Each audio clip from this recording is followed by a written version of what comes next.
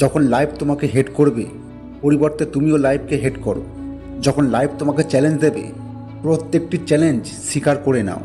তোমার হেরে যাওয়াটা নয় যে লাইফ তোমাকে হেট করেছে আর তুমি মাটিতে পড়ে গেছো। তুমি যখন পড়ে যাও তখন তুমি হেরে যাও না, তুমি তখনই হেরে যাও যখন তুমি পড়ে যাওয়ার পরেই পুনরায় উঠে না দাঁড়াও। আর যখন তুমি একবার পড়ে গিয়ে পুনরায় উঠে দাঁড়ানোর চেষ্টা করবে, তখন তোমার কষ্ট হবে। যখন তোমার লাইফে কোনো বড় ফেলিওর আসবে, তখন তোমার ভেতরে মোটিভেশন কম হয়ে যাবে, মনের মধ্যে অনেক কষ্ট হয়। যখন কোনো একটি জিনিসকে তুমি মন থেকে চেয়েছো আর সেটাকে তুমি পাওনি, আর এই রকম মুহূর্তে একটি কথাই মনে রাখবে, যতবার লাইফ তোমাকে নিচে ফেলে দিয়েছে, তখন কি তোমার পুনরায় উঠে দাঁড়ানোর ক্ষমতা ছিল? তুমি কি উঠে দাঁড়ানোর চেষ্টা করেছিলে? তুমি কি ওই হেরে যাওয়া আর ওই কষ্টটাকে সহ্য করে নিয়েই পুনরায় এগিয়ে চলার জন্য তৈরি আছো? আর যদি এর উত্তরটা হ্যাঁ হয়, তাহলে এটাই হলো সেই সময় যখন তুমি পৃথিবীর 99% মানুষের থেকে এগিয়ে বাকি 1% মানুষের মধ্যে চলে আসবে। এতে কিছু যায় আসে না যে তুমি কতটা সময় কাজ করেছো, কতটা স্যাক্রিফাইস করেছো, কতটা পরিশ্রম করেছো, কতটা অর্থ লাগিয়েছো।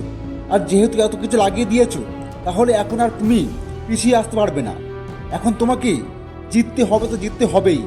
এটা ছাড়া তোমার লাইফে আর এখন কোনো অপশান নেই। লাইফ তোমাকে ধাক্কা দিয়ে নিচে ফেলে অবশ্যই দেয়, কিন্তু লাইফ তোমাকে কখনোই হারিয়ে দেয় না। হেরে যাওয়াটা আমাদের নিজেদের চয়েস, আমরা নিজেরাই হার মেনে নিয়ে হেরে যাই, কিন্তু লাইফ আমাদের কখনোই হারায় না। তুমি কোনো একটি লক্ষ্যের জন্য মন থেকে পরিশ্রম করেছো আর তুমি সেটা অর্জন করতে পারোনি, এটা হতেই পারে, কিন্তু তারপরে তুমি পুনরায় উঠে আবার পরিশ্রম করা শুরু করলে। বারবার পরিশ্রম করার পরেও, বারবার হেরে গিয়ে ওঠার পরেও তুমি সেটাকে অর্জন করতে পারবে না, এটা হতেই পারে না। একটা কথা মনে রাখবে, এই প্রকৃতি কখনোই কোনো মানুষের সঙ্গে অন্যায় করে না।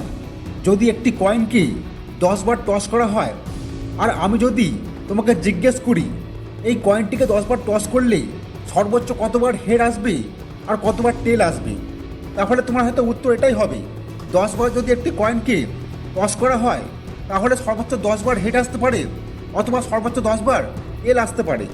কিন্তু তোমাকে বলছি, আজ পর্যন্ত ইতিহাসে এমনটা কখনোই হয়নি যে 10 বার একটি কয়েনকে টস করা হয়েছে আর 8 বারের বেশি হেড এসেছে অথবা টেল এসেছে। আমি তোমাকে একটু আগেই বললাম, এই প্রকৃতি কখনো কোনো মানুষের সঙ্গে অন্যায় করে না।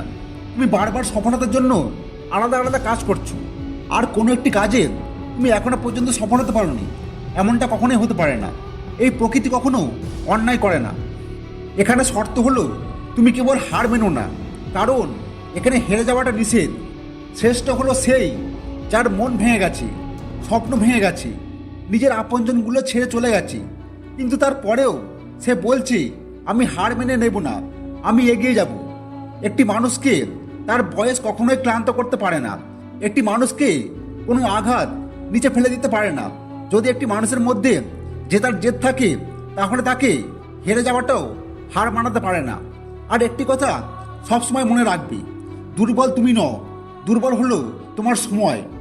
আর এই সময় একদিন সবার পরিবর্তন হবে। তুমি কেবলমাত্র তোমার কাজ করতে থাকো, তুমি তোমার লক্ষ্যটাকে অবশ্যই পাবে।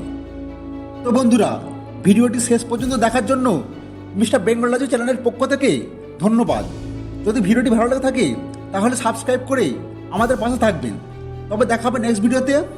ততক্ষণে জয় হিন্দ, জয় ভারত।